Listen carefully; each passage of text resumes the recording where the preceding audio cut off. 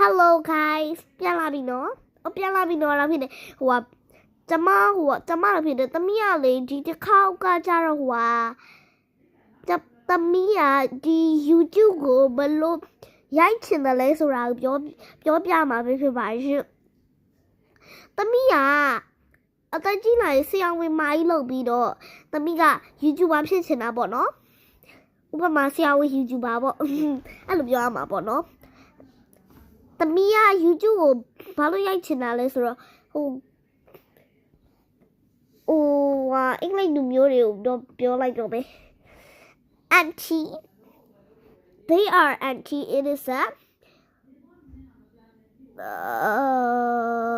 give YouTube picture go picture no not go picture go okay auntie okay mama အဲ့လိုတမီးကတော့အင်္ဂလိပ်စကားသိမတတ်တော့အဲ့လိုပဲပြောလိုက်တာပေါ့နော်သမီးပြောတာနားမလည်တဲ့သူတွေနားလည်ပြီးကြပါလို့ပြောချင်လို့ပါသူကလေသမီးအဲ့လိုမျိုးကိုလေ YouTube ပုံစံကြီးနဲ့လေကိုဟာရချင်လို့သမီးကအဲ့ဒါကြောင့်ဒီ YouTube ကိုရိုက်ချင်တာပေါ့နော်သမီးကိုဒီဗီဒီယိုလေးကိုလေသမီးကို first like and comment နဲ့လုပ်ပြီးလို့ရှိရင် first like နဲ့ first comment နဲ့လုပ်ပြီး first like first comment နဲ့ first subscribe လုပ်ပြီးတဲ့အန်တီတွေသမီးအန်တီတွေတကယ်ချင်းတွေ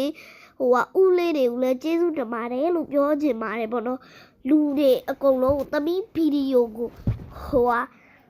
လူတွေအကုန်လုံးသမီးရဲ့ဗီဒီယိုကိုကြိုက်စေအောင်ပေါ့နော်အဲ့လိုမျိုးလေးလုပ်ချင်ပါတယ်လို့အဲ့ဒါကြောင့်သမီးကိုအဲ့လိုအဲ့ဒါကြောင့်သမီးအဲ့ဒီ YouTuber ကြီးဖြစ်ချင်တာပေါ့နော်အန်တီတို့အဲ့ဒါလေးသမီးပြောချင်တာပါဘိုင်းနော်နောက်ပိုင်းကျရင်ပြန်တွေ့ပါမယ်ရှင့်